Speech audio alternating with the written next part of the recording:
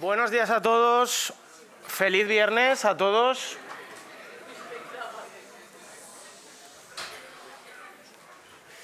Me alegra veros de tan buena salud y tan buen humor. Continuamos la segunda actividad de las jornadas.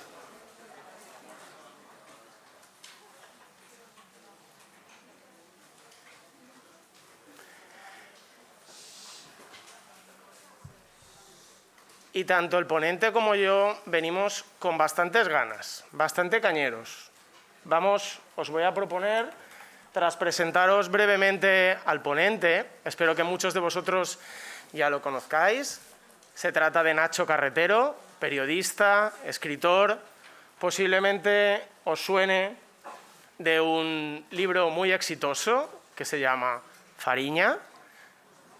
Un libro periodístico, de base periodística, que ha tenido sucesivas vidas a nivel de otro tipo de contenidos culturales, desde una serie, una obra de teatro, diferentes contenidos. Pero antes de presentaros a Nacho, lo voy a hacer muy breve y muy directo y muy conectado con lo que hemos hecho antes. Son unas jornadas de orientación profesional. Unas jornadas en donde, sobre todo, vamos a abrir caminos, ideas, pensar. Pero además, os propongo algo diferente, ¿vale? Habéis hecho muchísimos seminarios.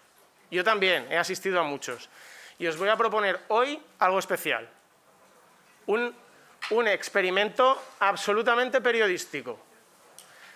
Nos comprometemos, Nacho y yo, escuchadme bien. Nos comprometemos, Nacho y yo, a hacer una charla breve, 30-35 minutos, una charla que a nadie que alguien levante la mano la pararemos y responderemos cualquier pregunta, pero necesito algo de vuestra parte. Necesito que todo el mundo cierre los ordenadores. No hace falta. No, escuchadme porque lo vamos a comentar muy sencillo. Es un experimento 100% periodístico, de concentración, capacidad de síntesis y confianza. Escuchadme bien. Vamos a hablarnos todos como adultos, ¿vale? El 80% de lo que están en las pantallas no tiene nada que ver con lo que estamos aquí. No nos vamos a eternizar, ni vosotros ni nosotros. Lo vamos a hacer útil, directo y práctico y periodístico. Por favor, que todo el mundo cierre los ordenadores. Cierre. Sois perfectamente capaces de seguir una charla súper orientada a vosotros. Vamos a hacer una charla participativa de cualquiera, lo hablamos, lo que queráis. Resolvemos cualquier tipo de duda. Y cuando acabemos, me encantaría, cualquier persona que se piense que se va a perder algo, mirar todos para atrás a Rubén. ¿Veis esa persona? ¿La veis? ¿Veis a Rubén? Rubén está grabando esto, por si algo se nos escapa. No os preocupéis. Lo importante es que vivamos ahora y que demostremos que podemos tener media hora de atención, podamos sacar buenos titulares para compartir con Nacho y conmigo y buenas preguntas. Va de esto, ¿vale? Para esto Nacho ha venido un poquito desde lejos y nosotros nos hemos encargado de hacer esto. Queremos pasarlo bien, ¿vale? Lo hacemos así. Yo me he puesto el cronómetro y le pegaré un codazo a Nacho para cuadrarlo bien, ¿vale? ¿Trato hecho? ¿Hacemos un seminario diferente? Seré breve. Si alguien... Sois todos adultos, nosotros también. Si alguien no quiere estar aquí, o no os preocupéis. No os preocupéis. Después Rubén nos lo pasa y ya está. No os preocupéis. Pero me apetece tener un rato con vosotros y con Nacho. ¿De acuerdo? La trayectoria de Nacho la podéis encontrar fácilmente en Internet, en diferentes informaciones que hay. Pero sobre todo es muy interesante que venga hoy porque su trayectoria profesional es un viaje. Es una persona que tuvo unos inicios en redacciones periodísticas convencionales, radio, prensa en Galicia. Después decidió iniciar un viaje que es hacerse reportero freelance y ha cubierto y ha hecho textos estupendos sobre sitios muy interesantes. En África, en Oriente Medio, en Galicia tiene muchas cuestiones. Y en un momento dado decidió que un formato interesante para publicar sus trabajos era el libro. Y ha sacado 2 libros que han tenido un gran éxito, algunas complicaciones judiciales que podéis encontrar fácilmente, y después el viaje continúa transformando la investigación periodística a más cosas, a más productos culturales, como pueden ser las redes, como pueden ser sobre todo libros, series, obras de teatro, y se ha dado cuenta que el periodismo, la investigación periodística puede ser una base fantástica para construir otro tipo de productos, y ha planteado una productora que se llama Ailalelo, intentar traducirlo. Yo lo he intentado y le he preguntado a él, intentar traducirlo, que es bastante interesante en gallego, Ailalelo, y para intentar aprovechar desde la base periodística que interesa mucho a la gente a construir otro tipo de productos culturales. A eso venimos hoy y para esto le damos las gracias y la bienvenida a Ancho Carretero a nuestra universidad. Gracias a todos.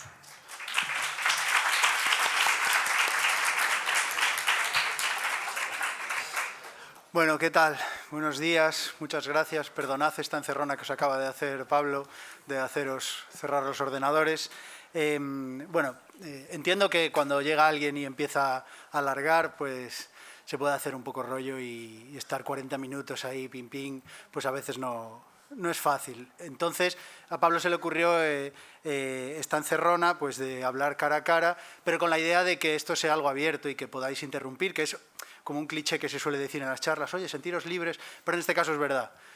Sentiros absolutamente libres de interrumpirme y de preguntar y de que esto sea más que una charla, una conversación, y que cualquier duda, aunque sea anecdótica, pues podáis frenar y hablemos de eso. Porque mi idea aquí es contaros un poco mi trayectoria, pero no porque mi trayectoria tenga nada de especial o merecedora de vuestro tiempo y atención, sino porque creo que puede servir de ejemplo para la búsqueda del camino. El camino que aún estáis empezando, que va a ser largo, no siempre fácil, pero que es muy interesante y que además está lleno de oportunidades, más que nunca, porque vuestra generación, la verdad es que, sobre todo en el mundo del periodismo, recibe mucho mensaje negativo y mucho pesimismo, y que si el periodismo es una mierda, y que si no hay salidas, y que os busquéis otra carrera, y hombre, no digo que no haya mucha mierda, pero sobre todas las cosas es un camino súper interesante, mucho más interesante que la media. Y además hoy en día muchísimo más amplio de lo que era hace años, que se restringía a pues ciertas áreas, prensa, televisión, radio y poco más. Ahora tenéis un montón de formatos, un montón de herramientas, tecnología, y estáis mejor preparados que nunca. Que no os digan lo contrario, estáis mucho mejor preparados que mi generación y ni hablar que las anteriores. Conocéis mejor el mundo, conocéis mejor la tecnología, tenéis más inquietud, tenéis más cercanía con la actualidad, lo que está pasando. Por ejemplo, ahora más o menos en profundidad, pero todos sabéis que está ocurriendo algo en Ucrania, todos más o menos opináis algo de eso, os parece mejor, os parece peor, os levantáis y, aunque sea un ratito, echáis un ojo. Esto era impensable no hace tanto. Hace tanto estaba ocurriendo esto y la mayoría de la gente ni siquiera se enteraba. Y eso es lo que tenéis que aprovechar. Tenéis que aprovechar que ahora es accesible, que tenéis interés y que tenéis los medios, y probablemente estáis en disposición cualquiera de vosotros de convertiros en un periodista con muchas más probabilidades que hace varias generaciones. No desaprovechéis eso y contad con esa energía y esa ilusión. Bueno, yo soy gallego, soy de Coruña, y igual ya lo notasteis, y cuando yo empecé, ya hace algunos años, antes escuché que estabais hablando si era mejor hacer un posgrado o seguir formándoos o intentar hacer prácticas. Bueno, yo empecé a currar muy pronto, la verdad, con 21 años ya estaba trabajando, hice prácticas en la cadena SER en Coruña, y mi recomendación, pues reenganchando lo que estaban hablando antes, es que curréis todo lo que podáis y cuanto antes. Y que no que no despreciéis eso. Es decir, yo entiendo que al principio y durante muchos años pues vais a hacer cosas que a lo mejor nos encantan o que a lo mejor nos ilusionan o que a lo mejor no es lo que habíais soñado, pero están en el camino y a la larga os van a servir de mucho. Yo cuando empecé en redacción, pues yo siempre soñaba, ¿no? Yo me quiero ir de viaje, yo quiero ser reportero, yo quiero irme a un conflicto, yo quiero irme a una crisis humanitaria, no quiero estar aquí cubriendo ruedas de prensa de la Consellería de Cultura o de cuántos semáforos no funcionan en Coruña. Y ahora me doy cuenta de que ahí aprendí muchísimo y de que si no hubiera pasado por ahí, no hubiera podido hacer ningún tipo de reportaje posterior. Entonces, lo que os quiero decir con esto es que aprovechéis y disfrutéis y os empapéis de lo que os corresponda, porque si tenéis la cabeza siempre en lo que queréis alcanzar o lo que sería lo ideal o lo perfecto para vosotros, pues os vais a frustrar. Y es facilísimo frustrarse en todo, pero especialmente en periodismo es muy fácil frustrarse. Empezar en una radio local o empezar en una revista y decir, joder, es que esto a mí no me aporta o yo estoy capacitado para hacer otra cosa. Bueno, pero ten paciencia, porque este camino es muy largo y entonces tienes que tener esta gimnasia de redacción. Después hay un punto que es que algunos aspectos del periodismo están muy romantizados, están muy, por ejemplo, el reporterismo de conflicto, de guerra o de crisis humanitaria parecen una especie de elegidos o de elegidas que van sobre el terreno y eso es el periodismo y queda siempre en un segundo plano pues el periodismo local, periodismo económico, yo qué sé, sectores que son menos vistosos pero que son igualmente interesantes e importantes para el oficio. Y yo os invitaría a que no pensaseis de esa manera, que pensaseis de una manera mucho más realista y del día a día. Lo cierto es que nadie os va a enviar con los gastos pagados a hacer un gran reportaje cuando salgáis de la facultad. Nadie va a apostar por vosotros porque no tenéis experiencia todavía. Y, hombre, suena cruel, pero es que es verdad. Necesitáis experiencia, necesitáis foguearos, necesitáis entender cómo funciona el periodismo por dentro. Y esos años son los años claves, son los años que os va a tocar hacer cosas que a lo mejor no os molan tanto, pero que os van a quedar para siempre. Aprovechadlos, hacedme caso, aprovechad eso, empaparos de cómo funciona el periodismo, porque luego cuando empecéis a tomar vuestro camino, nadie os va a poder decir, claro, es que tú no sabes lo que es, o la realidad del periodismo es otra, o tú solo quieres hacer... No, porque ya lo habréis hecho y ya habréis pasado por ahí. Entonces, aprovechad lo que os venga. Yo empecé, como os decía, en Radio Coruña, en la SER, de ahí pasé a Radio Nacional, ahí hice deportes, yo cubría al Depor, al Deportivo La Coruña, cuando era un equipo que merecía ser cubierto por la prensa, ahora pululamos por los infiernos. Y la verdad es que bueno, fue una experiencia interesante que me llevó incluso hasta el Marca. Yo curré un año en el Marca, en la delegación de Coruña. Sí. Y bueno, el periodismo deportivo no me gustó mucho, no me acabó de convencer. Entonces decidí dejar todo e irme de Coruña. No por nada especial, pero bueno, yo siempre quise desde muy jovencito irme, pues salir de mi ciudad y decidí irme a Madrid, pero sin nada. Una noticia que no terminó de convencer a mi madre demasiado, porque, bueno, al final yo tenía 2 trabajos y le dije, bueno, mamá, me voy a Madrid a currar de camarero, y me fui a Madrid a trabajar de camarero, a ver qué ocurría, a ver un poco la oportunidad como de volver a empezar, siempre con el objetivo de ser periodista, pero este camino no me había convencido, voy a intentar otro. Y me fui a Madrid y allí empecé a trabajar bueno, después de un año en camarero, y estuve también en el almacén de Ikea y en el Foster's Hollywood y en el Vips. Bueno, que también fue una experiencia muy interesante. Después de todo eso, acabé en el que igual ni os acordáis. No sé si os acordáis de los periódicos gratuitos que se repartían en la calle, en el metro, el 20 minutos y... ese fue el último gran momento del periodismo económicamente, porque había una burbuja por la cual había muchísimos medios y muchísimo trabajo. Yo empecé a trabajar en el y ahí me ocurrió un poco de lo que estábamos hablando antes, que yo al principio estaba muy contento, era una redacción joven, éramos todos jóvenes y y bellos y currábamos mucho y luego me empecé a frustrar porque yo decía, joder, es que ves, yo no quiero hacer esto, yo quiero hacer grandes reportajes y tal. Ahora comprendo lo importante que fue y lo que aprendí en el qué, lo que me aportó, lo que entendí a la hora de cubrir la actualidad, de hacer un titular, de cómo se empieza una noticia, de cómo hay que hablar con una fuente, de descolgar un teléfono. Ahí lo aprendes todo, de tus compañeros, de tus jefes, todo. Incluso gente que dices, es que este es un inútil, no sé qué, y ahora te das cuenta que no. En fin, un montón de cosas. Y en el que estuve varios años y ya en mi última etapa, bueno, tenía muchas ganas de ser reportero. Y entonces yo lo que hacía es coger en mis vacaciones o en mis días libres y otra idea que le encantaba a mi madre, voy de ideas, de grandes ideas en mi casa, que era irme a sitios pues un poco especiales. Pues por ejemplo, llegaba la Navidad y me iba a Palestina y pasaba la Navidad en Palestina allí, entonces volvía con un reportaje o con lo que yo creía que era un reportaje. Entonces lo ofrecía a todos los medios. Y todos los medios me decían que no, por supuesto, y nadie me publicaba nada. Entonces yo lo publicaba en un blog que tenía un blog, y entonces publicaba mi reportaje en el blog.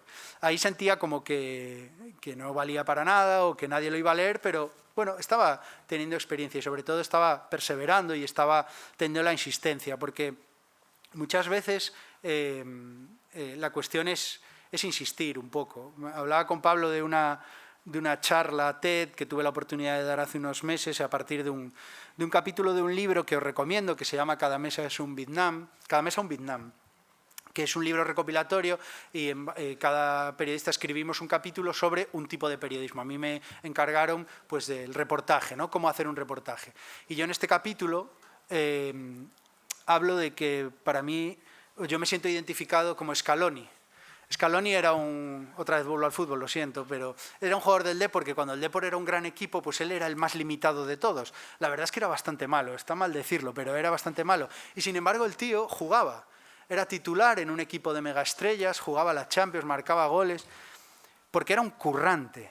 Era un tipo que curraba mucho más que los demás. Sabía que no tenía un talento innato, sabía que la virtud no iba en él, pero sabía que si curraba tanto o más que los demás, llegaría. A lo mejor no iba a hacer la jugada del siglo, no iba a ser el mejor, pero el tipo se estaba ganando la vida en un equipo que estaba jugando la Champions. Y yo me siento muy identificado con eso. En mi casa nunca hubo nadie que fuera periodista, mucho menos escritor. De hecho, yo no crecí en un entorno con demasiada cultura, no nací empapado de cultura, más bien lo contrario. Entonces, mi cuestión fue de trabajo y perseverancia. Esto es como una carrera de fondo. La mayoría de los que estáis aquí probablemente acabéis trabajando de otra cosa, no puramente de periodismo, a lo mejor sí relacionado con la comunicación, pero algunos, los que más os lo creáis, los que más perseveréis, llegaréis a donde os propongáis, porque alguien tiene que llegar. Hay gente que se sienta y da una charla y dice, bueno, dejadlo ya porque no tenéis opciones. Y yo siempre pienso, hostia, si llegaste tú, ¿por qué les dices a ellos que no pueden llegar? ¿Que te crees mejor que ellos? Aquí estáis los futuros grandes reporteros, reporteras, periodistas, corresponsales, estáis aquí, no están en otro lado, no van a salir de un sitio mágico donde está el talento innato y van a llegar allí. No, sois vosotros. La cuestión es quién aguante más, quién resista. Y no resistir, estar dispuestos a comer mierda, que os traten mal o a una paga indigna. No. Me refiero a currar, a insistir, a creéroslo, a que cuando escribáis algo y a nadie le interese lo volváis a intentar, a que cuando hagáis una crónica de radio, una intervención en tele que os salga fatal y tartamudeéis, y da igual, lo volváis a intentar, cuando os digan que es una mierda y que no hay futuro, vosotros sigáis. Y poco a poco vais viendo que alrededor se va cayendo la gente de la carrera, se va rindiendo, no de la carrera, sino de la carrera por el periodismo. Se va rindiendo o va tomando otros caminos, lo cual también es lícito, no lo digo como algo negativo, va pensando en otras opciones y ahí estáis las hormiguitas que seguís resistiendo hasta de pronto llegar a un sitio. Ese sitio tal vez no es el que teníais en vuestros sueños, ese sitio tal vez no es el que ahora mismo veis como el ideal, pero en el empeño por llegar estáis haciendo un camino y ese camino es el que os va a dar cosas. Pensad que si os quedáis en vuestra casa, que esto ya os lo habrán dicho 1000 veces, ¿no? Lo típico de si os quedáis con brazos cruzados no te va a venir el trabajo. Bueno, pero es que es verdad. Nadie te va a escribir un día un directo por Twitter o Instagram o te va a mandar un WhatsApp y decir, oye, me consta que estás en tu casa sin hacer nada y estoy seguro que harías genial una crónica. ¿Quieres que ir a Ucrania y cubrir allí el conflicto? No. La cuestión que os van a llamar si lleváis tiempo intentando hacer cosas. Por supuesto, no hace falta irse a Ucrania. En vuestro barrio, en vuestro pueblo, aquí mismo hay historias. En vuestra familia, en vuestros colegas, hay historias muy potentes que a lo mejor os parecen normales, aburridas, que no tienen nada especial, pero de pronto, si las enfocáis, las tratáis periodísticamente y las aprovecháis, ya es algo, ya tenéis un granito. Y ir poco a poco hasta que de pronto se den oportunidades. Y a mí esa oportunidad me ocurrió en estos viajes que yo hacía, que me iba a Palestina en Navidad, o que me iba a la India a hacer un voluntariado, o a Guatemala a ver a un colega que curraba en una ONG. Pues de pronto, un día, un suplemento me dijo, pues mira, esto está muy bien, venga, te lo publicamos. Ostras, y me lo publicaron, y ahí salió mi primer reportaje en un suplemento. Era en Chipre, me había ido a Chipre, que aparte de una isla con unas playas muy bonitas, es una isla que está dividida en dos, y una parte es Chipre, un país de origen griego pero independiente, y la parte norte la controla Turquía. Y por en medio hay como una frontera militar muy curiosa, porque tú puedes estar tomando un café y al lado de la valla y al otro lado es otro lugar. Y lleva así dividido la isla pues un montón de años. Y bueno, pues aprovechando unas vacaciones hice un reportaje sobre esta división y me lo publicaron. Y a partir de ahí, bueno, pues fui metiendo poco a poco la cabeza. Y cuando cerró el qué, porque se vino la crisis y empezaron a caer todos los medios, pues yo cogí el dinero del finiquito que me dieron cuando nos echaron a todos del qué, y me fui a Nueva York. Dije, pues me voy a Nueva York unos meses a ver qué ocurre ahí. Y la verdad es que en Nueva York me salió un montón de trabajo, porque un montón de medios españoles me empezaron a pedir cosas y vete a entrevistar. Me acuerdo que me dijeron, vete a entrevistar a la hija de Kennedy. La hija de Kennedy. Y me fui a las afueras de Nueva York, a la mansión de la hija de Kennedy, le hice una entrevista.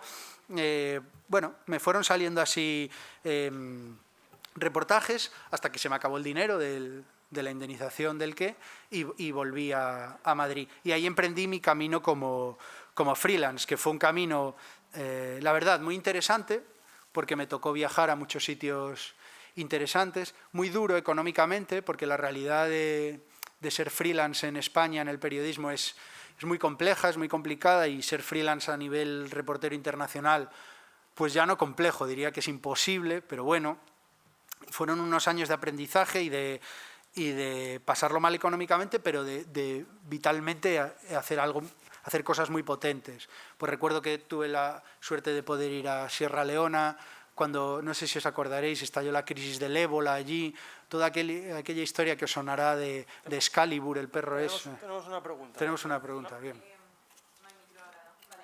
Te oímos. Vale, intento levantar, sí. Me parecería interesante que explicaras cuando tú, sobre todo cuando empiezas, ¿no? Porque ahora ya imagino que con el bagaje ya lo tienes más claro, pero cuando empiezas a hacer reportajes sobre X temas, por ejemplo, tú te vas a Chipre de viaje, tú haces una investigación previa o llegas allí, ves el panorama y dices, puedo hablar de esto. ¿Cómo te planteas también el contacto con fuentes en quizás un país que no controlas tanto el idioma? No sé, me parecería interesante que me hagas ahí, no sé si ahora o... Sí, claro, de eso lo podemos hablar, y lo tenía pensado un poco cuando hablemos de hacer reportajes, pero claro, lo que solemos llamar una producción previa, una preproducción o preparar un reportaje, si es que te vas al extranjero o a algún sitio que no conoces, es fundamental. Primero por conocer la realidad a la que vas, porque sobre el terreno no puedes estar diciendo, bueno, parto de cero, porque necesitas un conocimiento. Todo lo que puedas hacer antes de viajar es positivo. Todo lo que puedas rastrear, incluso algo tan sencillo, en serio, como entrar en la Wikipedia y poner Chipre y leer qué pasa ahí, por qué está dividida la isla, qué es cada parte, qué problemas hay. Y yo pienso que ahí, en ese proceso de recolectar y de asimilar todo, tienes que ir localizando las cosas que entonces sí puedes hacer sobre el terreno. Una vez que entiendes el contexto al que vas a viajar, dices, pues estaría bien, si de aquí se tuvieron que escapar un montón de personas de este pueblo que ahora está abandonado, joder, pues yo creo que estaría muy guay visitar este pueblo abandonado y buscar a alguna familia que en su momento haya tenido que escapar de este pueblo. Pero claro, ¿qué voy a llegar a Chipre y empezar ahí a entrar en bares y decir, oye, ¿conocéis alguna familia? No. Entonces a lo mejor puedo buscar una asociación de víctimas o algo del ministerio que sea la memoria de las víctimas y tal. Entonces puedo desde aquí escribirles un mail, de pronto quedas con ellos ya un día. Bueno, me refiero a hacer todo un trabajo de preproducción para que tú puedas localizar los lugares y los testimonios que expliquen lo que tú ya has leído desde aquí. Porque claro, desde aquí pues puedes hacer, sí, un artículo teórico, ¿no? Académico, un artículo más teórico. Bien, eso ya está hecho. Ahora, ¿cuál es el punto diferenciador? ¿Qué le puedo dar yo diferente? Pues sobre todo dos cosas. Una, viajar hasta ahí y verlo con tus propios ojos, entonces poder describir lo que es estar allí, detalles, hay que ir mucho al detalle, hay que ser muy visual, hay que demostrar al lector que tú estás allí, no a través de ti, sino a través de lo que tú ves y que el lector pueda trasladarse allí y a través de voces, de testimonios, de gente que lo haya vivido en primera persona. Bueno, no sé si te respondí más o menos, pero como os decía, y volviendo a lo que estaba hablando, la idea era, que la verdad no sé dónde iba, pero bueno, la idea era pues ir haciendo este tipo de reportajes, ir haciendo este tipo de viajes e ir poco a poco publicando. Pues como os decía, tuve la suerte de ir a Sierra Leona por la crisis del ébola, que os sonará, ¿os acordáis del perro Excalibur? Que era un perro que querían, bueno, que sacrificaron porque su dueña tenía ébola y se montó un poco de follón y tal, y un médico, sacerdote, que lo trajeron a España contagiado de ébola, entonces también hubo un montón de polémica porque si había que meter o no el cuerpo y tal, o sea, el cuerpo, pobre, que lo trajeron vivo, pero si había, no, pobriño, pero se murió luego, sí, estaba enfermo y se murió, de hecho. Entonces, el perro lo mataron, sí. Al perro lo sacrificaron. Lo sacrificaron, sí.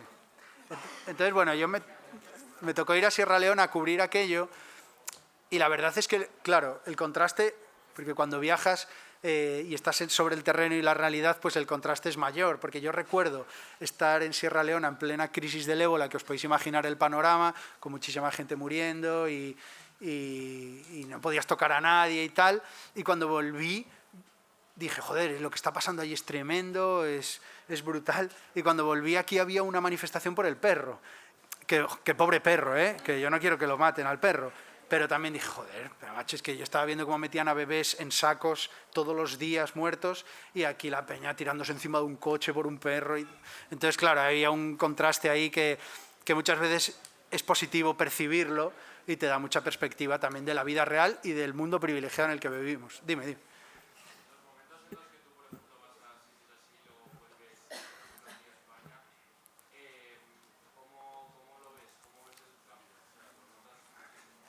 Bueno, a ver, sí, es un contraste, claro, pero yo siempre digo que tampoco hay que volverse loco.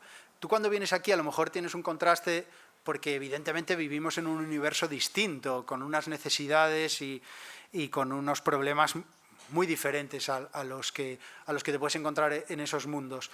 Pero es nuestro universo y tampoco hay que renegar de ello. A veces no comparto mucho la filosofía o el mensaje de algunos reporteros o reporteras que vuelven y dicen, va aquí quejándose de una mierda o aquí no sé qué.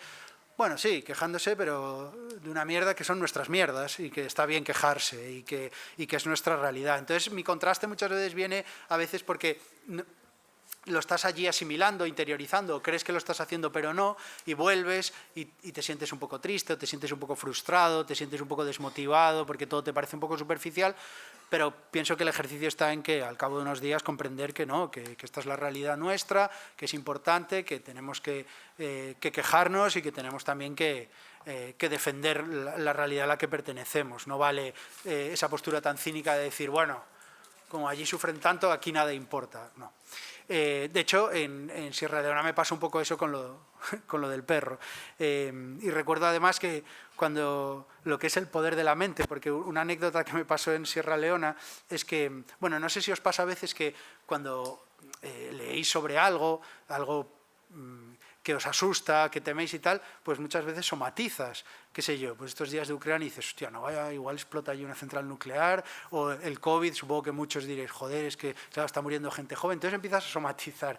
Y a mí me pasó en Sierra Leona que allí el ébola se contagia por fluidos, pues por el sudor, por la sangre, por saliva, Y claro, es un país tropical, entonces lo primero que te dicen cuando llegas es no toques a nadie, porque todo el mundo está sudando y tú estás sudando, basta darle la mano a alguien pues para que te pueda contagiar. Y contagiarte de ébola no es contagiarte de COVID, es fastidiado, tiene un porcentaje de letalidad muy elevado. Entonces nada más llegar el mensaje era no toques a nadie, no toques a nadie, no toques a nadie. Y, ostras, al salir del aeropuerto tienes que coger un ferry para llegar a la capital y el ferry, pues imaginarte que es una... Bueno, yo no sé cómo flotaba eso, pero nada más entrar había allí como 2000 personas completamente aprisionadas, apretujadas, todo el mundo sudando. Bueno, claro, yo desde el minuto 1 sudando, lleno de gente, rodeado de gente sudando, y yo dije, bueno, ya tengo ébola, claro, minuto 1 ya tengo ébola. Entonces al día siguiente nos invitaron a la sede de Acción contra el Hambre, que esto luego si queréis lo hablamos, las ONGs también son una vía a la que hay que acercarse y darnos la mano, nos pueden ayudar un montón, y Acción contra el Hambre me invita. Entonces en los edificios en Freetown, que es la capital de Sierra Leona, esa época era Sierra Ébola, te medían la temperatura así con un termómetro estos que te disparan en la frente, y luego se giraba y te enseñaba la temperatura. Entonces yo entré, y yo no sé si venía acalorado o algo, que me medía la temperatura y el chico giró y ponía 38 y pico.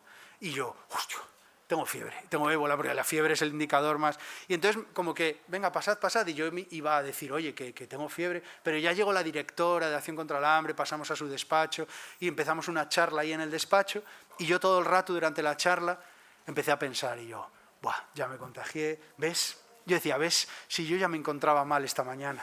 Si a mí ya me dolía la cabeza, a mí ya me dolía, y empezó a dolerme todo, la cabeza, la espalda, tengo ébola, y en mitad de la charla, o sea, que nos estaba dando la directora, pues yo le dije al fotógrafo, le susurré así al fotógrafo, me acerqué y le dije, Alfons Rodríguez, un fotoperiodista muy importante, le dije, Alfons, y me mira como diciendo, pero tío, ¿pero qué quieres en mitad de la reunión? Y le digo, es que tengo ébola. Y me dice, ¿cómo? Y yo, bueno, luego hablamos. Y entonces, cuando termina ya la charla y tal, pues me vuelvo a levantar y me acerco al chico que me había tomado la temperatura y le digo, ¿me puedes volver a tomar la temperatura? Y tal. Entonces me vuelve a tomar la temperatura y ya veo que pone 36,5, no sé qué, y ya, dolor de cabeza, todo se me va, me quedo como nuevo. Entonces me viene Alfonso y me dice, oye, ¿qué me decías? Le digo, nada, que tuve ébola un rato, pero ya estoy bien. Bueno, el caso es que este tipo de sitios te permite pues, tener experiencias que luego van a ser muy útiles para tus crónicas, para tus reportajes, y la verdad fue un periodo muy interesante, muy bonito, que me llevó hasta... Uy, que se me llevó el tiempo. Que me llevó hasta El Español primero, El Español, el periódico, la web de Pedro J, que tuve un breve paso por ahí, y luego me llevó al País, al País como reportero, y la verdad es que para mí fue muy importante pasar por El País, pero sí que otra vez me vino la inquietud de seguir haciendo cosas, de moverme, y apareció la oportunidad. Bueno, yo escribí Fariña, y entonces el libro, que a algunos os sonará, pues hizo ruido y tuvo éxito y funcionó. Además, pues una jueza pues lo secuestró, no sé por qué, y entonces el libro estuvo prohibido pues durante unos meses, y eso hizo que hubiera aún más, digamos, foco mediático sobre el libro. Y luego hicimos la serie de televisión. Entonces, al hacer la serie de televisión, pues ahí yo de pronto vi que había un camino, y esto es algo que hablábamos al principio, que hoy el periodismo es múltiple. En mi época, hostia, en mi época es una frase dura, pero bueno, en mi época, y mucho más antes, el periodismo era algo muy rígido, y esto es algo que tenéis que tener muy en cuenta y disfrutar. El periodismo era periodismo, y las cosas se contaban así. Y tenía esta etiqueta, y era la página del periódico, o la pieza de televisión, o la crónica de radio, punto. Hoy el periodismo tiene muchas formas, es flexible, es líquido, es como queráis llamarlo, y eso es una oportunidad que tenéis. Y de pronto el periodismo cuenta con las mismas bases. Tenéis que ser rigurosos, tenéis que ser veraces, tiene que estar contrastado, tenéis que ser asépticos, imparciales en la medida que podáis. Sois una correa de transmisión. Vuestra misión es llegar a un sitio, observar, intentar comprender, y después hay alguien al otro lado que quiere entenderlo, pues contádselo. Pero vosotros tenéis que desaparecer de la ecuación. Sois la correa de transmisión que coge algo y lo traslada a un lector, a un oyente, a un telespectador. Esa es vuestra misión. Después ya en vuestra vida podéis ser activistas, en vuestras redes sociales podéis tener el ego que queráis, pero como periodistas recordad que no sois importantes. no le importáis al lector, lo importante es lo que estáis explicando y eso tenéis que tenerlo en mente siempre. Y esto venía, no sé a qué venía, pero bueno, a partir de Fariña yo me di cuenta de que el periodismo tiene un montón de oportunidades y que la producción, el audiovisual era una de ellas. Cada vez hay más series, si os fijáis, que se dan la mano con el periodismo, que se basan en investigaciones periodísticas. La producción en España ahora mismo vive un momento brutal y es un camino interesantísimo. Después yo escribí otro libro que se llama En el corredor de la muerte, que es la historia de Pablo Ibar, que es un chico español que estaba condenado a muerte en Florida, en Estados Unidos. Ahora le conmutaron la pena por cadena perpetua y yo conté su historia en un libro. Hicimos otra miniserie que está en Movistar, que se llama En el corredor de la muerte, y que el prota es Miguel Ángel Silvestre, y que lo hace muy bien, la verdad. Que es de Castellón. Ah, es de Castellón, es verdad, que es de Castellón, Miguel Ángel Silvestre, sí, sí. Sí, sí. Ah, mira, y ahora se cierra el círculo. Y la verdad, la serie, que son 4 capis, y es una miniserie que está en Movistar y es súper interesante. Y aparte de que Miguel Ángel Silvestre es súper guapo, pero lo hace muy bien, la verdad. No, es que es verdad, es que es guapísimo el tío. Y lo hace muy bien. Y eso ya me llevó definitivamente a comprender que ostras, que había un camino ahí, que el periodismo tiene que darse la mano con otros formatos y aunque no sean estrictamente periodísticos, son muy beneficiosos para el periodismo, porque el periodismo puede aportar mucho a estos formatos y estos formatos pueden aportar mucho al periodismo, porque llegamos a mucha más gente y de distintas maneras. Y entonces, la serie de Fariña hizo que mucha gente llegase a la realidad de Galicia y del narcotráfico a través de una serie. A partir de ahí a lo mejor dices, no, pero es una serie de ficción, no fue exactamente así. Bueno, pero es una aproximación. A lo mejor desde ahí te interesa luego un libro o un reportaje o un podcast. De pronto ya el periodismo lanzó otra red. Hicimos y estamos haciendo una obra de teatro de Fariña. Estamos haciendo una gira por toda España y va muy bien. Y hay gente que a lo mejor no sabía ni de la existencia del libro o no le interesan las series, pero es gente de teatro. Y va al teatro y de repente dice, ostras, pues yo no conocía esto. Y ya de pronto estás transmitiendo la realidad, esta vez a través de un escenario. Creo que todo eso es muy interesante y os da muchísimas oportunidades, porque a lo mejor no os gusta o no os interesa o no os motiva el periodismo al uso estrictamente, bueno, lo que conocemos como pues, escribir una pieza o tener que... Pero sí que sois más creativos y podéis encontrar, ahora mismo las productoras no os imagináis lo que están buscando asesores, periodistas, redactores, documentalistas, para series, para películas. No tenéis ni idea del movimiento que hay ahí, pues a lo mejor por ahí hay un camino. Si os da bien el guión, podéis trabajar con guionistas, si os gusta el teatro, novelistas que están buscando hechos reales, hechos periodísticos. El periodismo en España al menos no había sido consciente hasta hoy de que somos la materia prima de casi todo. Las historias, el conocimiento que tenemos, lo que podemos aportar es enorme y hay muchísima gente interesada. En Fariña también tenemos una novela gráfica, un podcast y todo eso son oportunidades y creo que es importante tenerlas en cuenta y aprovecharlas, hasta el punto que... Sí, perdón, ¿qué ibas a decir? No. Viniendo para acá, Nacho me ha comentado un ejemplo práctico de esta aplicación un poco, de un proyecto que se va a estrenar dentro de poco, que es el tema de los... ¿Os acordáis? ¿Qué quieres que entienda esto? ¿Qué pone ahí? Ramblas. Ah, vale. Me ha comentado que las próximas semanas se va a estrenar una miniserie que tiene una base periodística. ¿Os acordáis del atentado de las Ramblas de 2017? Pues una idea que va por debajo de todos los proyectos de Nacho es desde el periodismo, que son cosas que nos interesan a todos, llevarlo a otros sitios, que es donde igual está nuestra atención. Nuestra atención igual no está en revisar un medio de comunicación lo de hoy, sino buscar otros formatos para entender realidades que son súper importantes, como puede ser la del terrorismo, de este tipo, y un poco si querías comentar alguna cuestión así de es. ese De hecho, lo proyecto. que os decía de productoras que están buscando gente, yo cuando, después de hacer Fariña, yo estaba en plantilla del País y yo me desvinculo. No es que me desvincule, pero cambio mi relación con el País y paso a ser colaborador. Yo ahora hago así reportajes de vez en cuando, pero yo no estoy en plantilla. Pero sí, en cambio, entro en plantilla en Bambú, la productora de Fariña, y que es una productora que ha hecho otras cosas, Las Chicas del Cable y Velvet y no sé qué. Y de repente un periodista está en plantilla en una productora dejando un periódico como El País. para que os deis cuenta de cómo está cambiando el periodismo. Y yo estoy en plantilla en Bambú durante un tiempo y en ese tiempo llevamos a cabo varios proyectos. Uno es este, que se llama 800 metros y que estrenan la semana que viene en Netflix, y que eso es una serie de 3 capítulos sobre los atentados de la Rambla. Y bueno, efectivamente, a partir del periodismo acabas en una productora haciendo un producto para Netflix sin perder en ningún momento la esencia de lo que es el periodismo, el rigor y las ganas de que la gente lo conozca. Después de mi experiencia en Bambú, que la verdad es que no duro en los sitios, pero bueno, después de mi experiencia en Bambú me desvinculé de Bambú y entonces decidí montar el año pasado mi propia productora, que se llama Ilalelo, y con un compañero también periodista, de momento somos nosotros dos, pero os quiero contar que esta productora, que empieza como algo pequeño, nada más arrancar, nos vimos desbordados y abrumados por el brutal interés de las productoras y de las plataformas.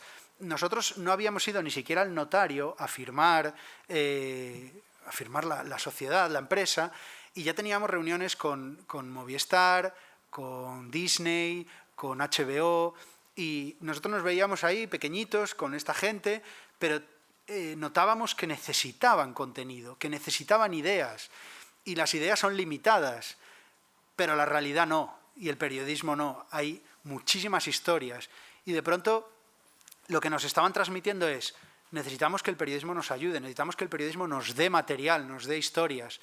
Y bueno, estamos haciendo ya una serie para Movistar, una serie de ficción, no documental, sino de ficción, pero basada en nuestra investigación sobre Marbella y las mafias y el crimen organizado en Marbella, que se estrenará en 2 años en Movistar. Estamos a punto de cerrar otra serie para Disney y estamos haciendo un documental para Movistar. Todo esto, 2 personas, 2 periodistas, sin demasiados medios, pero ¿qué tenemos? Tenemos el material, tenemos el periodismo, tenemos las historias, y eso es el valor que tenemos. Y creedme, hoy en día eso es mucho, porque hay muchísimos escenarios y muchísimos actores interesados en eso, que habías levantado la mano.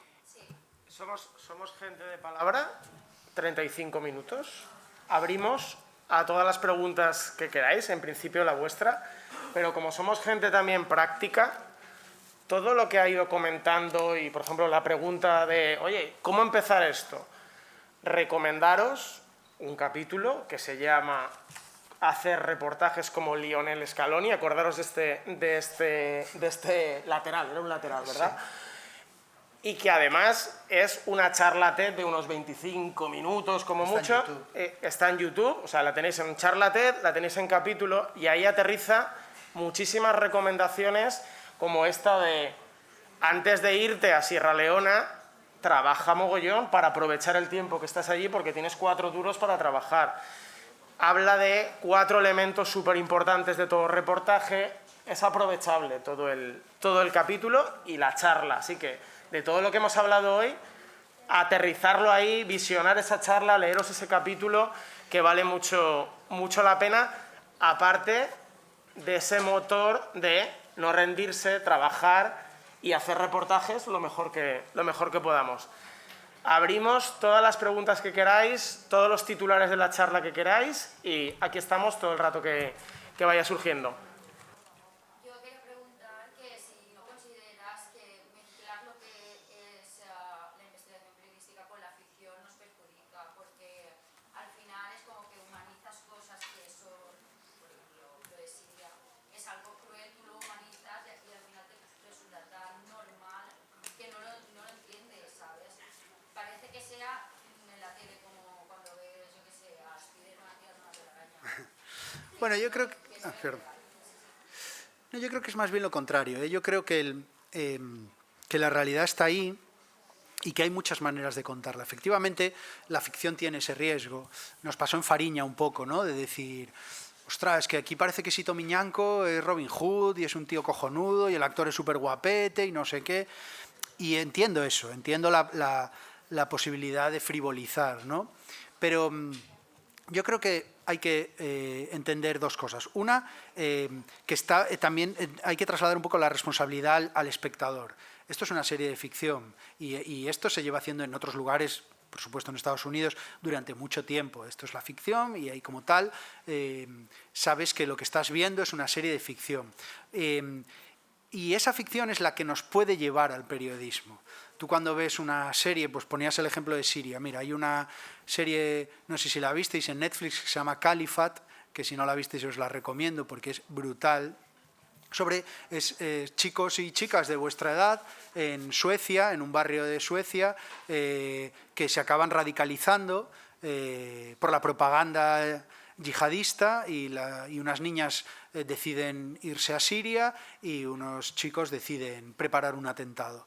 Y claro, tú lo ves ahí y bueno, es una serie de ficción y tal, pero de pronto, si eso te despierta algo y te genera una curiosidad, ¿a dónde vas a acudir para descubrir más? Al periodismo. ¿A dónde vas a escarbar para informarte sobre, pero esto ocurre así, esto es así? Vas al periodismo. Esas series existen porque por detrás o de base hay un trabajo periodístico riguroso, hay un trabajo periodístico importantísimo y documental. Entonces yo creo que más que deformar o mezclar, yo lo que creo es que esto supone altavoces para el periodismo. A partir de la realidad, a partir de lo que nosotros hacemos, puede tener muchas formas: ficción, no ficción, teatral, gráfica, teatral, bueno, lo que sea, como potenciador de lo que nosotros hacemos. Ahora, a partir de ahí lo que está claro es que si tú haces una serie de ficción o tú haces una obra de teatro, pues no puedes pretender que eso sea un trabajo periodístico, ni debes defenderlo como tal. A mí la gente cuando me viene y me dice algo de la obra de teatro, de la serie, dice, no, es que esto no fue así. Le digo, hombre, ya, claro que no fue así. Es que es una serie de ficción, es que es una obra de teatro. Y entonces lo que yo tengo que defender es el libro, o mi crónica o mi reportaje. Si alguien me dice, no, es que en el libro tú pones que esto tal y eso no es así, pues entonces ahí sí que tendré que revisar y tendré que mirar porque ahí no he sido riguroso. Pero lo demás son formas, altavoces y potenciadores de algo que creo que es muy beneficioso para el periodismo. No sé si te respondí. Una por aquí, otra por allá, otra y otra, ¿vale? Vamos, y quinta, vamos así. Vamos más o menos por este orden. Empezamos por aquí. Esta pregunta es un poco más personal, pero tu profesión ha estado siempre en un primer plano en tu vida, me refiero. Tu vida personal ha estado como más secundaria en tu vida. Buena pregunta. Sí, es buena pregunta porque a veces te absorbe demasiado y de pronto el trabajo se convierte como en lo que define si eres feliz o no, y esto es algo que hay que evitar porque al final es un trabajo y habrá épocas que te vaya bien y habrá épocas que te vaya mal, y en las que te vaya mal pues no puedes hundirte vitalmente como si fuera tu vida. Efectivamente pues entregas mucho, mucha dedicación, mucha implicación, mucho tiempo, mucho sacrificio, pero me parece muy interesante esa pregunta porque es una reflexión que me llegó al cabo de años. Al principio, pues sí, era mi vida. En esencia era, si me iba bien laboralmente, para mí ya estaba. Si me salían bien los reportajes o conseguía viajes interesantes, yo me sentía realizado y vitalmente feliz. Y luego me di cuenta de que no era bueno eso, que no era bueno porque hay momentos que no va tan bien o porque en realidad hay cosas más importantes en el fondo. Y eso sí que fue un ejercicio que tuve que ir haciendo y que tuve que ir comprendiendo para no poner tanto en el trabajo, para no apostar vitalmente tanto en el trabajo. No creo que sea algo, sinceramente, no creo que sea algo que uno pueda, sobre todo cuando eres más joven, a vuestra edad, como decidir demasiado racionalmente, porque de pronto te vuelcas o no lo piensas tanto, o no te detienes tanto, y sí más algo que te va llegando y que tú le vas dando forma y que lo vas trabajando. No creo que tampoco sea una necesidad ni mucho menos, ni una diferencia. Si tú tienes claro que no puedes volcarte vitalmente en el trabajo, que le pones limitaciones o que apuestas por otras cosas para tu felicidad, creo que vas a tener las mismas posibilidades de éxito que alguien que no se está dando cuenta y lo está poniendo todo en el trabajo. No hay que romantizar esa entrega de no, es que solo vive para el trabajo, entonces va a llegar más lejos. No lo creo, porque yo sí racionalmente he frenado y he parado y he dejado de hacer cosas pues para pasármelo bien también y para estar con la gente y para ir a Coruña a ver a mi familia, y lo he hecho dejando de hacer cosas porque a veces el ansia y el competir y el querer hacerlo mejor y el querer hacerlo pues te arrastra y y te lleva solo a trabajar. Y sí que he tenido esa reflexión y creo que es importante y creo que es muy buena pregunta porque es algo que hay que tener en mente y que desde luego, insisto, no te va a cohibir. Si tienes claro que hay otras prioridades, creo que es lo correcto y creo que vas a tener las mismas probabilidades de éxito.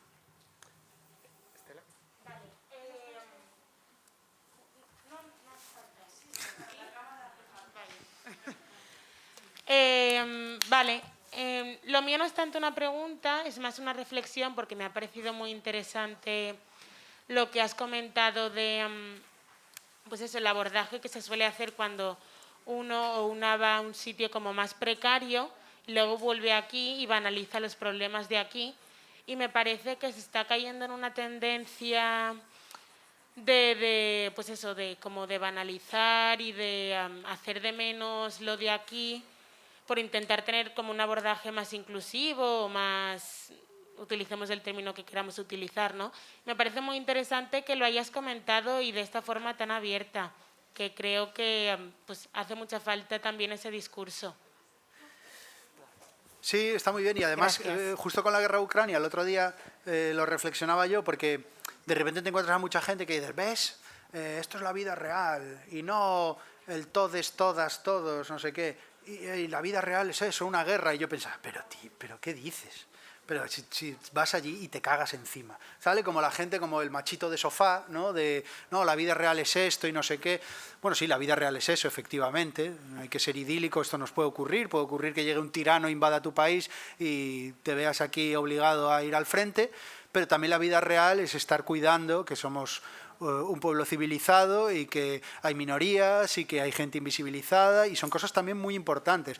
No veo la incompatibilidad entre ser consciente de la realidad que nos rodea, que muchas veces es tan sencilla como que hay que defenderse de gente que es mala y hay que ir a una maldita guerra, con que hay que cuidar los detalles de que nos hace una sociedad civilizada. Entonces yo, en ese debate, que en realidad en el fondo lo que me parece es un debate ideológico y una guerra cultural, no me parece que haya que entrar. Creo que se puede estar igualmente a favor de ayudar a Ucrania, por ejemplo, ahora mismo, como se puede estar a favor de no ayudarla o como se puede estar a favor de ninguna intervención, y se puede a la vez estar a favor de que es importante cuidar ciertos detalles como la inclusión, como la visibilización, etc. Creo que hay un falso debate ahí y en los falsos debates es donde ganan las ideologías extremas siempre. Luis.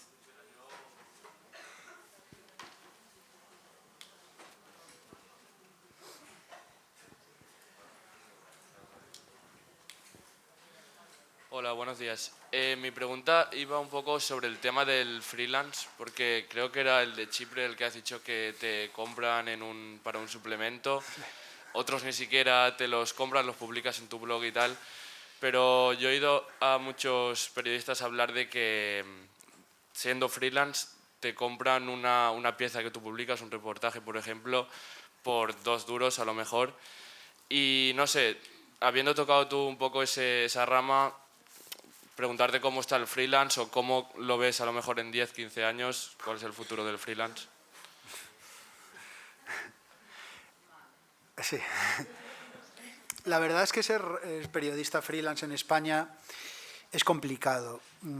A lo mejor si eres freelance pues de algunos sectores que tienen que ver con la comunicación o algo muy específico, por ejemplo, especializarse siempre es algo muy positivo y encontrar algo que se te dé bien y tener ese valor añadido, pues imagínate, joder, pues controlo muchísimo de tecnología y de redes sociales, entonces soy freelance porque colaboro con varias webs o con varias publicaciones o con yo qué sé, con lo que sea, y por ahí de pronto estás teniendo 4 o 5 colaboraciones al mes, te estás levantando 1.500 euros y sin problema.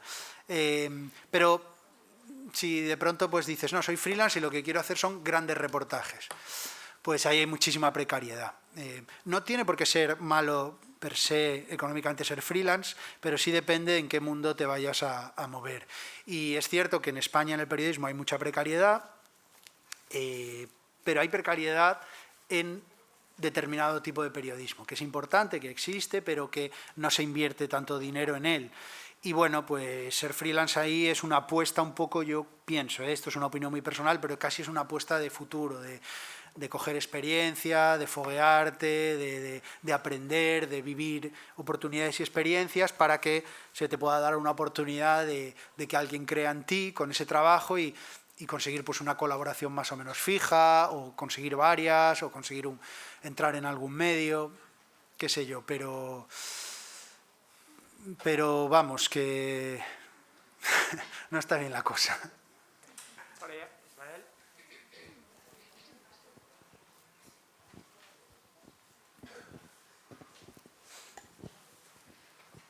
Buenas, muchas gracias por compartir tu experiencia con nosotros. Y yo lo que quería preguntar es, al hilo de la publicación de Fariña, por ejemplo, cuando desvelas una realidad tan compleja como la de los entresijos de la mafia o del mundo del narcotráfico, y te enfrentas a esas personalidades que tienen cierto poder en esferas tan complicadas como es ese mundo.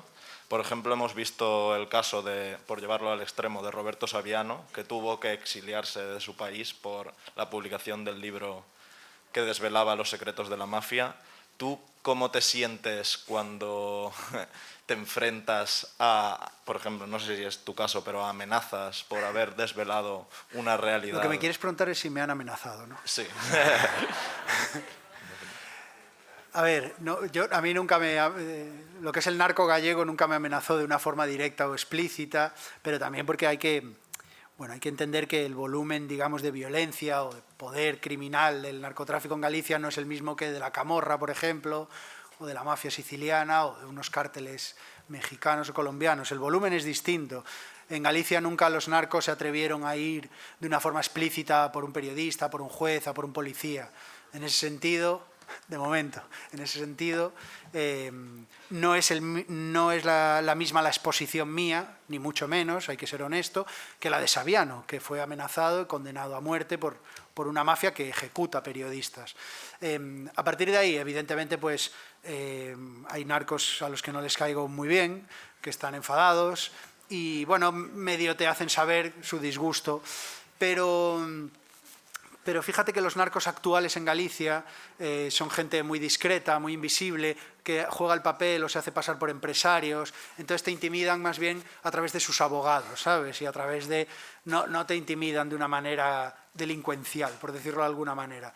Entonces, bueno, eso por un lado está bien, porque no te llega una bala a tu buzón, pero también te das cuenta de que es gente con mucho poder, con poder político, empresarial, legal y mediático, y eso intimida a veces mucho, y sin querer, casi inconscientemente, llegas a equilibrios. Sabes que le estás tocando un poco las narices a esa persona y, bueno, pues voy a parar, ya no voy a decir más cosas, y esa persona también pues te deja un poco tranquilo, que es algo como equilibrios no hablados, ¿no? Pero vaya, que no se puede mitificar, porque en realidad se puede hablar del narcotráfico en Galicia y, bueno, estoy convencido de que nadie está exponiendo su vida al hacerlo. Muchas gracias. No, me había olvidado de ti.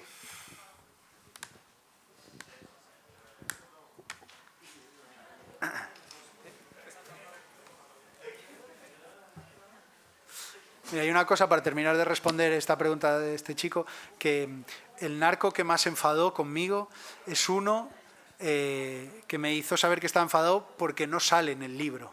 Y entonces el tipo, y no es broma, a través de un funcionario de prisiones, me hizo llegar el mensaje de que el libro estaba mal, estaba incompleto, porque faltaba su nombre. Y esto era el motivo de su enfado. Y fue el narco que más se enfadó por no salir en el libro. Porque al final también tienen sus egos, y tantos años en la clandestinidad, para una vez que hablaban de él, y me lo olvidé. No. Hola, buenas, Nacho. Te quería preguntar un poco sobre qué perspectiva darle a ideas, reportajes o artículos que puedas tener. Estás comentando antes el caso de Chipre, y el reportaje que hiciste y demás. Cuando encuentras una idea sobre qué tratar o sobre contar la historia, muchas veces, ¿qué enfoque cómo encontrar el enfoque que le quieres dar? Porque, claro, es una historia, son unos hechos que ya están ahí. Y, claro, muchas veces puedes caer un poco ¿cómo se dice? en la repetición o en gente que ya sabe esa historia, no le aportar nada nuevo.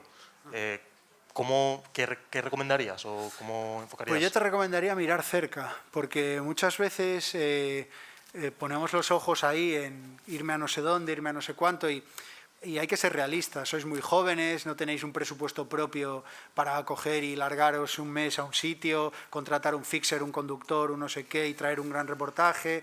Entonces, no hace falta tener esas miras. Cerca tenéis historias brutales, tenéis historias muy interesantes en vuestra familia, en vuestros amigos, en vuestro barrio, en vuestro pueblo, y no es una frase hecha, de verdad. Mira, el texto que yo más orgulloso me siento de haber escrito en mi vida, lo escribí para una revista que se llama Orsay, una revista argentina de crónica, y es sobre mi tía Chus, que tiene síndrome de Down, y es la historia de mis abuelos.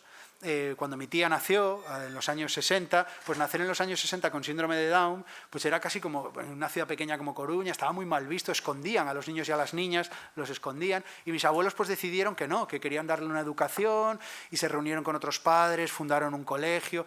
Eso fue una pelea brutal. Me acuerdo que mi abuelo me enseñó el anuncio del periódico que puso en el Ideal Gallego, un anuncio para buscar otros padres, y el anuncio ponía: se busca a padres de niños subnormales. Imagínate poner ese anuncio hoy. Pero bueno, la época era así. Y con toda esta historia, con todo este contexto, yo me senté con mis abuelos en casa y empezamos a hablar. Muchas cosas yo las sabía, pero otras nunca me había sentado con ellos a preguntarles. Nunca me había sentado con mi abuela a decirle: pero a ver, ¿y cómo conseguiste el dinero? Entonces me empezó a que si iba con el gobernador, que si no sé qué.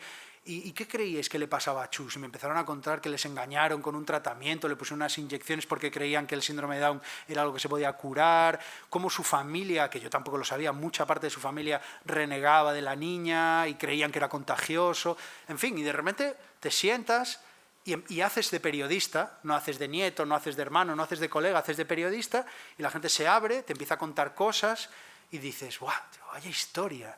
Y yo escribí esa crónica, por supuesto la escribes con la implicación emocional que supone escribirlo, pero la escribes, una crónica, y la envié a una revista a la que, créeme, yo había enviado, pues no sé si había enviado 8 o 10 propuestas de reportajes de todos los colores y de los últimos rincones del mundo, y jamás me habían publicado nada. Y cuando mandé esto, el director, Hernán Cashari, me dijo: me encanta, te la publico en el siguiente número. Y allí fue la historia de mi tía y de mis abuelos.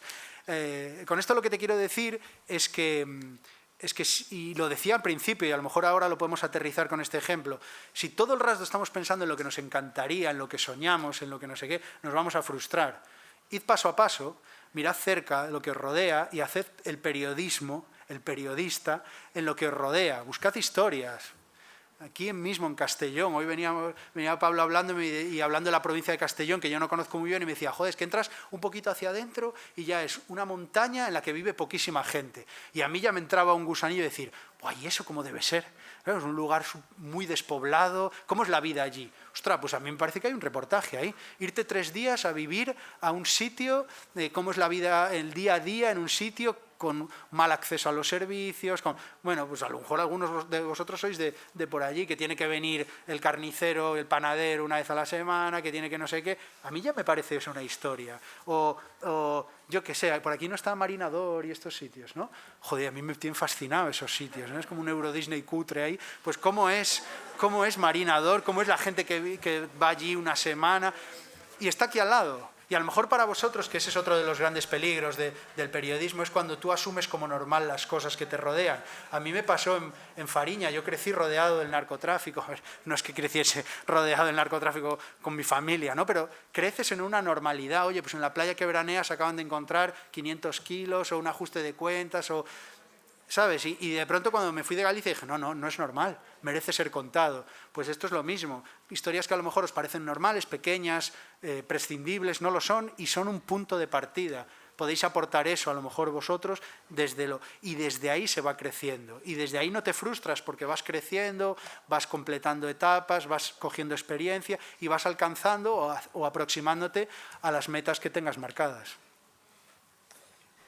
Si os parece, últimas balas, últimas preguntas. Una por aquí. ¿Alguien se anima más? ¿Alguien se anima? Pablo, un segundito que Pau quiere... Pues, además, quería añadir un poco sobre, a la hora de buscar ideas, es que, perdón que me repita un poco, No, nada. el tomar otras piezas periodísticas o sobre todo en otros idiomas o el acceder a según qué información para poder dar pie a nuevas obras. Es decir, yo si veo la historia volviendo de nuevo a la historia de Chipre y de la República Turca del norte de Chipre, como sea, está bien tomar piezas periodísticas para descubrir una nueva realidad y a su vez poder ampliarla bajo tu punto de vista. Joder, claro, es que es esencial y está más fácil que nunca. Porque antes, imagínate, pues para leer una crónica de Chipre hace 40 años, mi madre, ¿dónde tenías que ir? Ahora es sacar un aparatito de tu bolsillo. Eso es un privilegio brutal. Es que ahora mismo tú te puedes informar de la guerra de Ucrania a través de El País y Televisión Española, o puedes seguir a gente que está allí con su móvil, periodistas ucranianos, rusos, medios que publican en inglés, y el momento, mientras te tomas un café aquí, estás informándote de primera mano desde un montón de puntos de vista. Eso es un privilegio que tenéis que aprovechar, que tenemos que aprovechar todos, y es esencial, claro. Tiene relación con lo que me preguntaba tu compañera de preparar, ¿no?, antes de irte a un sitio. Está más fácil que nunca. Es que es fácil hasta hablar con colegas periodistas. Les puedes escribir, oye, que me interesa este tema, recomiéndame algo donde pueda leer, oye, que voy a ir para allí. Cuando llegue, quedamos, me cuentas, me presentas a colegas que me puedan echar una mano. Está más fácil que nunca.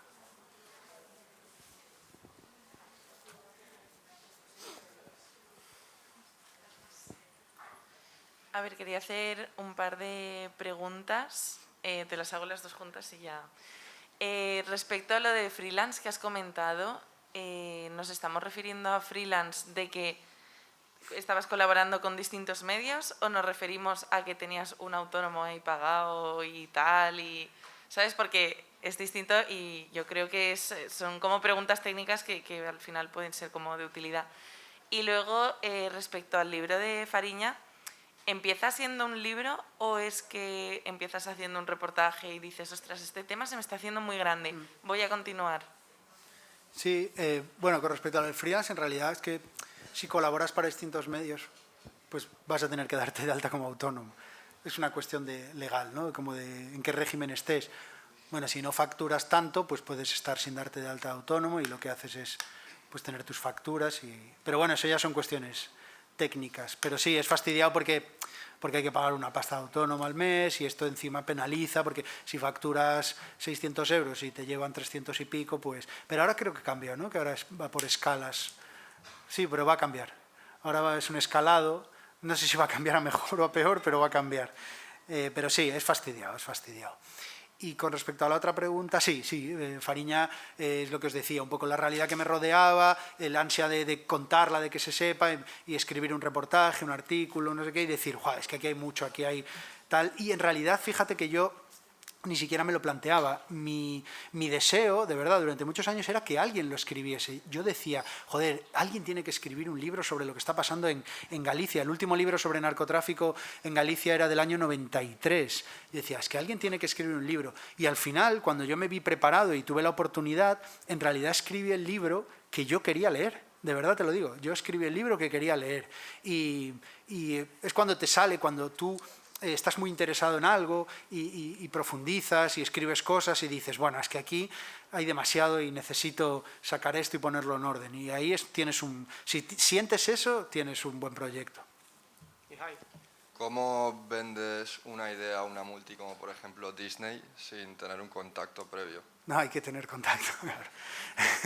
Bueno, a mí me sirvió...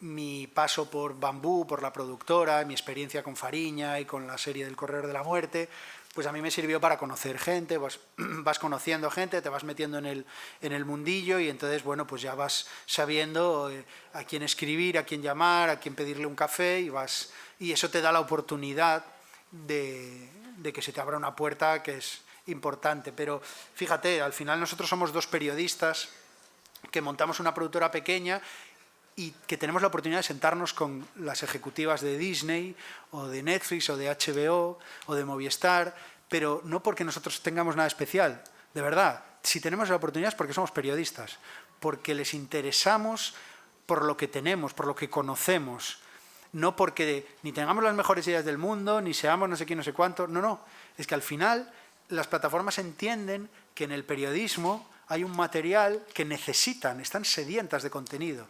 Y al final ¿A quién le abren la puerta? ¿Con quién se sientan? Pues periodistas. Algo que hace unos años era impensable, ahora está ocurriendo y tenemos que aprovecharlo y ponerlo en valor.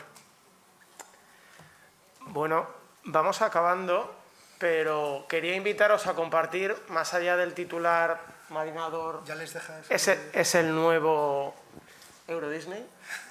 Más allá de ese titular, si queréis compartir algún titular que había surgido de este rato que hemos estado sin ordenadores, sin móviles.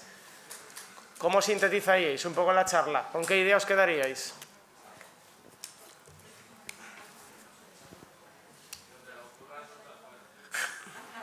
No está mal. La búsqueda del camino, o te lo curras o estás fuera. ¿Os habéis quedado con alguna idea? Yo estas dos os las compro, sí. ¿Alguna idea más? Sí, con varias. Esto es una carrera de fondo.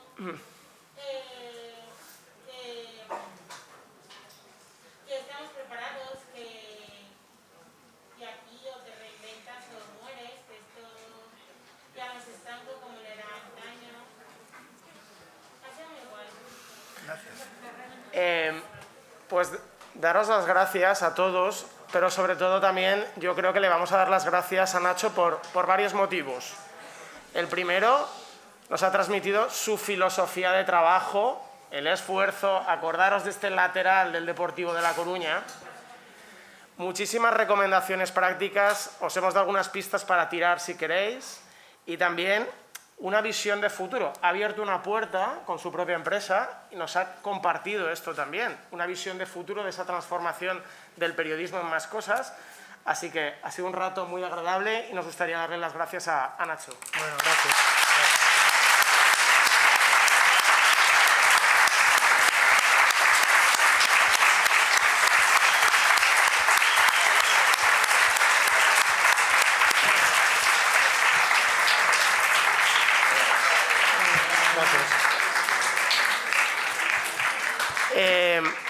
Para todos aquellos que sigáis interesados, que os habéis registrado en las jornadas, a continuación vamos a pasar hoja de firmas y hay más actividades, hay más talleres de orientación profesional, si queréis desarrollarlo, los que estéis inscritos en estas actividades. Muchas gracias por vuestra atención y nos vemos el viernes que viene. Gracias.